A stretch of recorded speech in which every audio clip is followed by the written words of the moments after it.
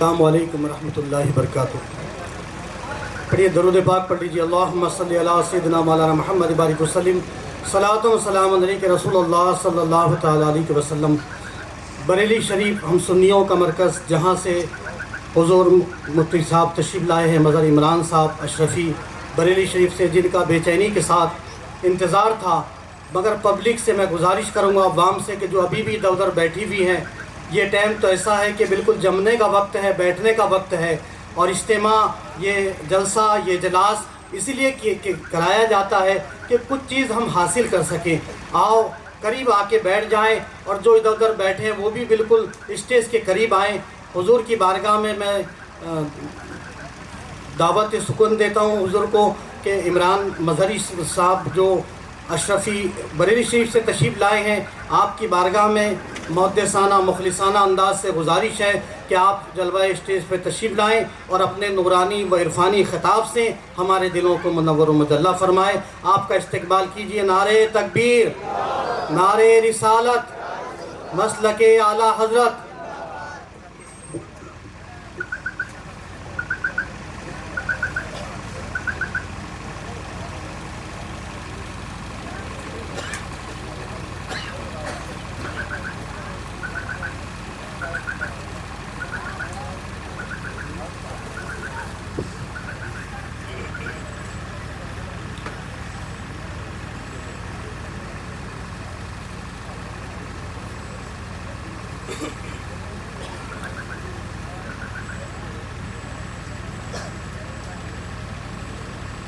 منبر نور پر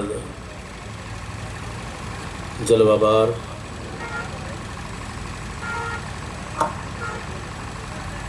علماء برار، علماء مہاراشٹرا، علماء مدھیہ پردیش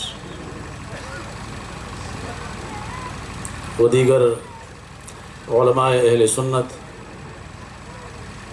حاضرین بزم، السلام علیکم ورحمۃ اللہ تعالی وبرکاتہ۔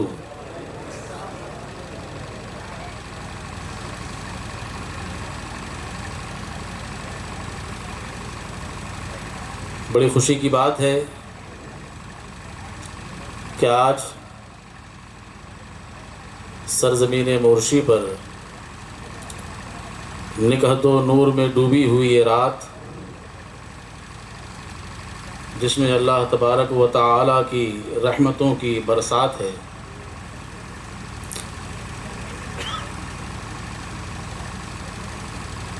اور برار کے یہ زندہ دل سنی مسلمان اللہ اور اس کے رسول کا ذکر سننے کے لیے جمع ہوئے ہیں۔ پوری جماعت کا حال آپ کو معلوم ہے۔ اس وقت ہماری جماعت کا وہی حال ہے جس حال میں آپ تشریف فرما ہیں۔ کچھ لوگ ادھر بکھرے پڑے ہیں، کچھ لوگ ادھر بکھرے پڑے ہیں۔ گزارش یہ ہے کہ سننے سنانے کا ماحول بنائیے اور قریب قریب تشریف لے آئیے۔ جو لوگ بیچ میں جگہ چھوڑ کر بیٹھے ہیں، ان سے گزارش ہے کہ وہ اتحاد و یکجہتی کا ثبوت دیں اپنی مجالست میں، اور سننے سنانے کا ماحول بنائیں۔ آپ لوگ بھی آگے تشریف لے آئیے بھائی، آگے آ جائیے۔ بعد میں آنے والے پیچھے بیٹھتے رہیں گے، آپ آگے آئیں۔ قاعدہ یہ ہے کہ جو پہلے آئے وہ پہلے پائے۔ اللہ تبارک و تعالی آپ سب کے آنے کو قبول فرمائے، اور اس اجلاس کے روح رواں حضرت علامہ مولانا عاشق صاحب قبلہ مدظ اللہ النورانی کو اللہ تبارک و تعالی جزائے خیر عطا فرمائے، اور اس اجلاس کے منعقد کرنے میں جس نے بھی دام درم قدم سخن جس طرح سے بھی حصہ لیا ہو، مولا تبارک و تعالی سب کو اجر جزیل عطا فرمائے۔ الحمدللہ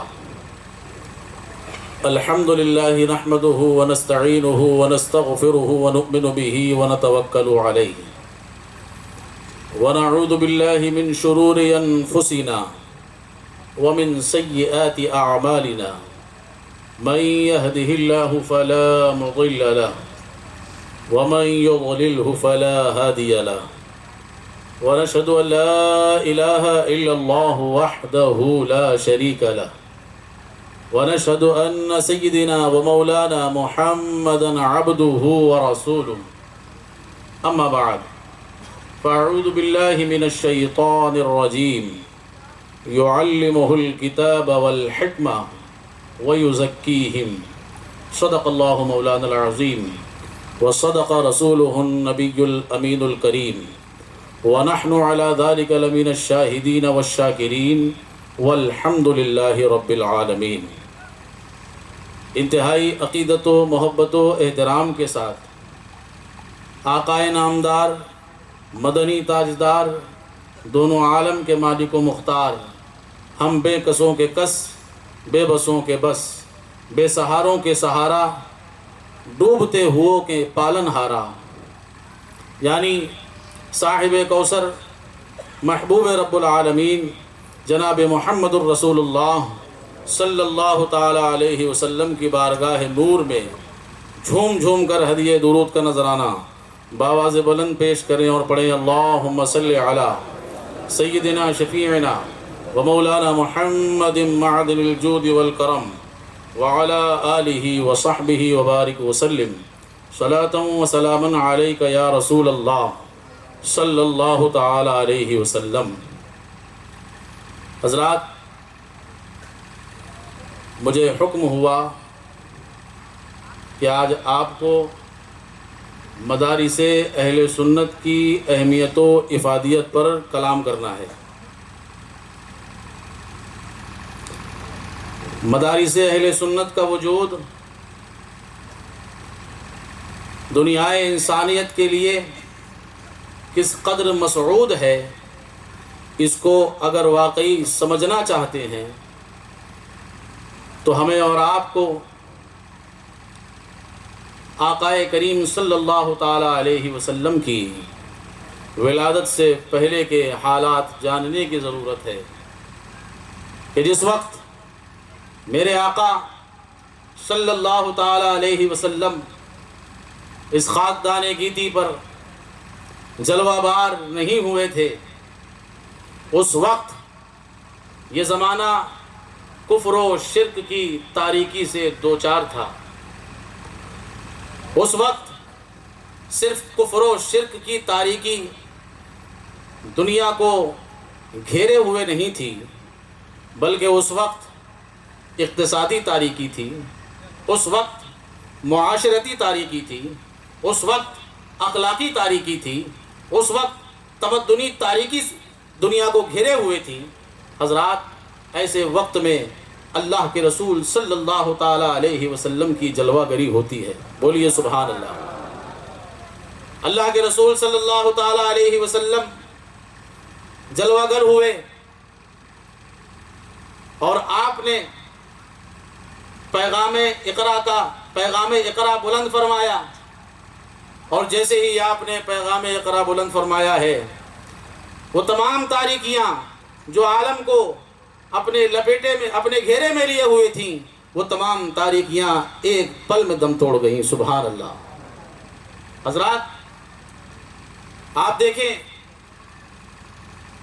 کہ اقرا کا نور جب مکہ کی وادیوں سے نکل کر مدینہ منورہ، مدینہ طیبہ کی مبارک گلیوں میں پہنچا اور وہاں سے نکل کر چار دانگے عالم میں پھیلا، تو پھر ہر طرح کی تاریکی دم توڑتی ہوئی نظر آتی ہے۔ حضرات، آپ دیکھیں کہ علم نور کا، پیغام اقرا کا یہ ابر کرم تھا کہ جب ابو بکر پر برستا ہے تو وہ صدیق نظر آتے ہیں۔ یہ پیغام اقرا کا ابر کرم تھا، جب عمر پر برستا ہے تو وہ فاروق اعظم نظر آتے ہیں۔ یہ پیغام اقرا کا وہ ابر کرم تھا جو حضرت عثمان پر برستا ہے تو وہ ذوالنورین ہو جاتے ہیں۔ یہ پیغام اقرا کا وہ ابر کرم تھا جو مولا علی پر برستا ہے تو وہ حیدر کرار مشکل کشا ہو جاتے ہیں، اور یہ سلسلہ وہیں منقطع نہیں ہو جاتا، بلکہ تمام صحابہ کرام رضوان اللہ تعالی علیہ مجمعین سے یہ تابعین کے سینوں میں منتقل ہوتا ہے، وہاں سے پھر تبع تابعین کے سینوں میں منتقل ہوتا ہے، پھر اس امت کے اولیاء کاملین صالحین کے سینوں میں منتقل ہوتا ہوا ہم تک پہنچتا ہے۔ حضرات آپ دیکھیں کہ آج اگر آپ کو کسی بھی میدان میں کامیابی حاصل کرنا ہے تو سب سے پہلے آپ کو علم کی ضرورت پڑے گی۔ جو لوگ میری بات سے متفق ہیں بولے سبحان اللہ۔ اگر آپ کے پاس علم نہیں ہے تو آپ کسی فیلڈ میں کسی میدان میں کامیاب نہیں ہو سکتے۔ آپ دیکھیں کوئی بھی میدان ہو، کوئی بھی فیلڈ ہو، کسی بھی میدان میں آپ کامیابی کے خواہاں ہیں تو آپ کو وہاں علم کی ضرورت پڑتی ہے، خواہ وہ علم دنیا ہو، خواہ وہ علم دین ہو، آپ کو بہرحال علم کی ضرورت پڑے گی۔ لیکن ہم جائزہ لیتے ہیں کہ صرف دنیاوی علم حاصل کرنے کے بعد کیا واقعی ہم ایک کامیاب انسان بن سکتے ہیں؟ حضرات آپ کا بچہ ڈاکٹر بن جائے،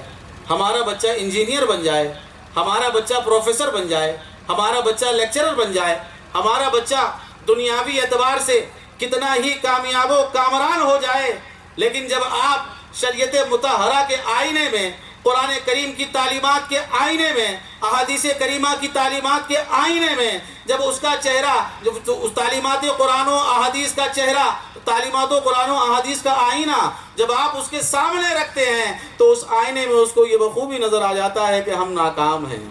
ہم کامیاب نہیں ہیں۔ حضرات اصل کامیابی کیا ہے، اصل فلاح و بہبودی کیا ہے، تو آپ کو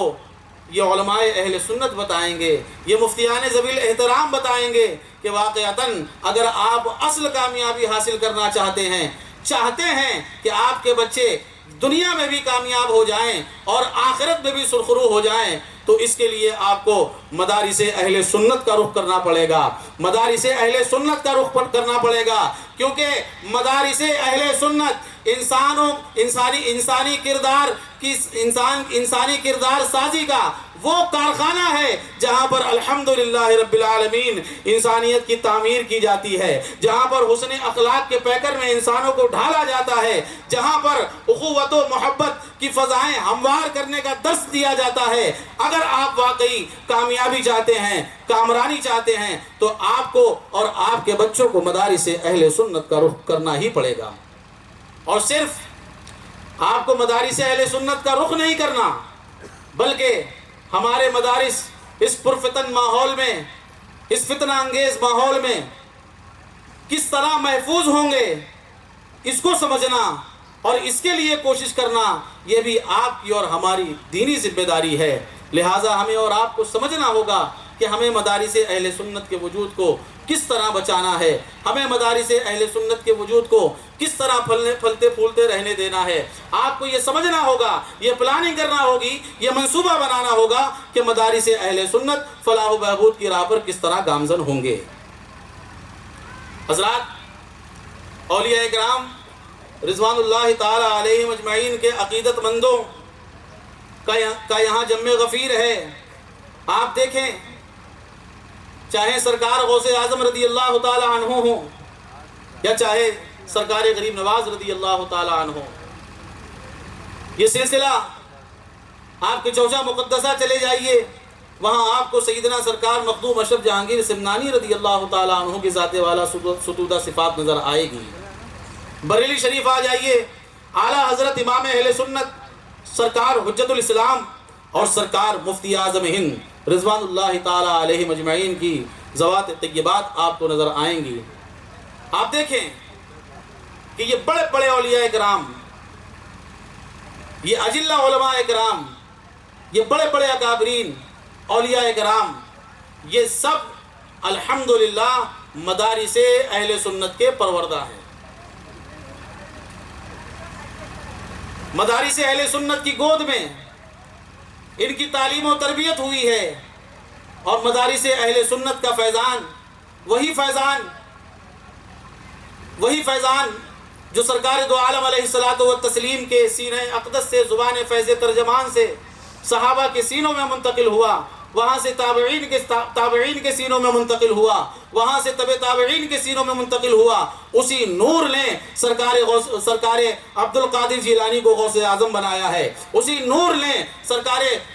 خواجہ معین الدین چشتی کو غریب نواز بنایا ہے، اسی نور نے حضرت مخدوم سمنانی کو مخدوم اشرف جہانگیر سمنانی بنایا ہے، اسی نور نے احمد رضا کو اعلیٰ حضرت بنایا ہے، اسی نور نے مصطفیٰ رضا کو مفتی اعظم ہند بنایا ہے، اسی نور نے حامد رضا کو حجت الاسلام بنایا ہے۔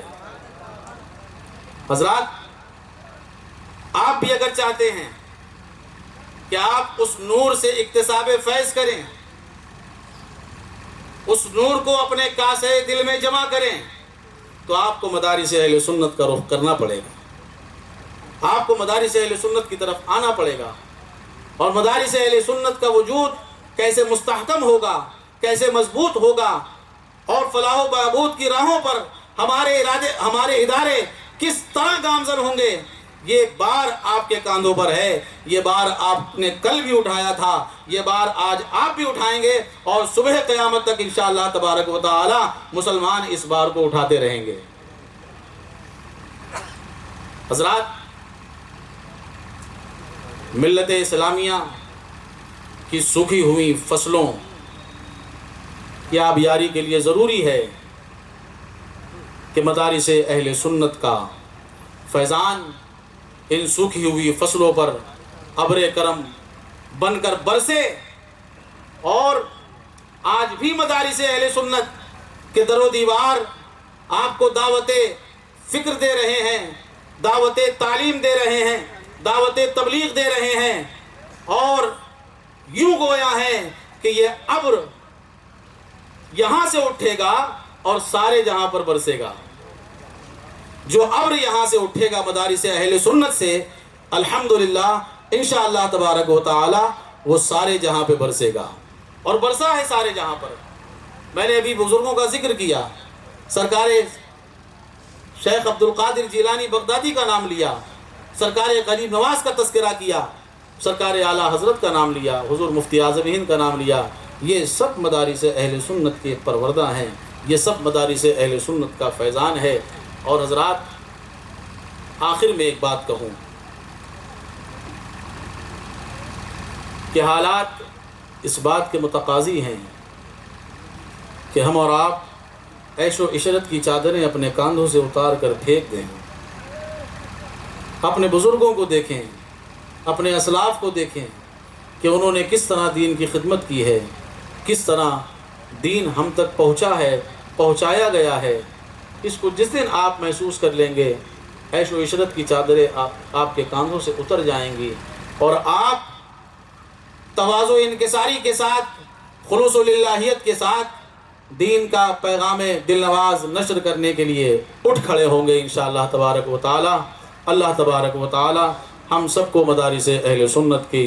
خدمت کی توفیق عطا فرمائے، ان کی حفاظت کی توفیق عطا فرمائے۔ اللہ تبارک و تعالی ہمیں اپنے بچوں کو مدارس اہل سنت میں بھیج کر زیور علم سے آراستہ کرنے کی توفیق و رفیق عطا فرمائے۔ وآخر الدعوانا ان الحمد للہ رب العالمین۔ السلام علیکم ورحمۃ اللہ۔